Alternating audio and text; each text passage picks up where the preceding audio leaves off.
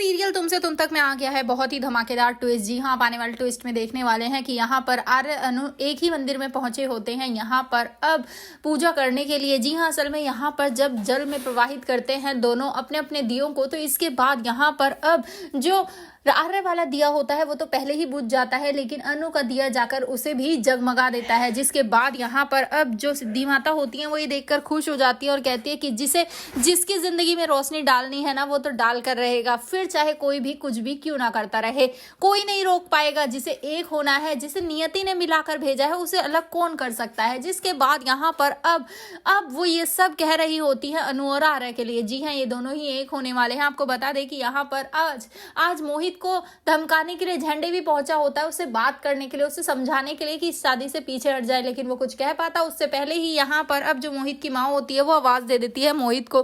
जिसके बाद मोहित तो उनके पास चला जाता है, लेकिन दूसरी तरफ तभी आर्य की एंट्री हो जाती है मंदिर में और झंडे आर्य सर को देखकर बहुत ही परेशान हो जाता है और इधर उधर भटकना शुरू कर देता है। वो जैसे ही एक औरत से टकराता है वो कहती है कि छेड़ रहे थे क्या, मुझे पीछा कर रहे हो मेरा। जिसके बाद वो कहता है कि नहीं नहीं बहन जी, गलती से पैर फिसल गया था। जिसके बाद यहाँ पर वो तो चली जाती है, लेकिन झंडे बहुत ही डरा हुआ दिखता है।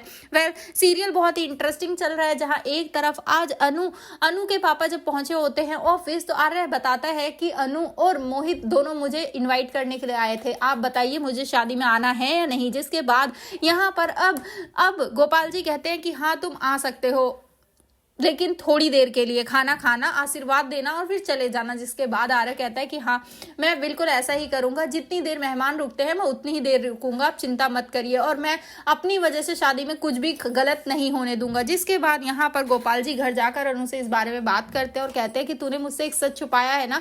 जिसके बाद यहाँ पर अनु घबरा जाती है कि मैंने क्या छुपा लिया अब। जिसके बाद वो बताते हैं कि तू और मोहित दोनों वहां आर्य सर को इनवाइट करने के लिए गए थे। कोई बात नहीं, मैंने उनसे बोल दिया है कि वो आ जाएंगे, क्योंकि अगर नहीं आएंगे ना तो लोग 70 तलाक के सवाल पूछेंगे।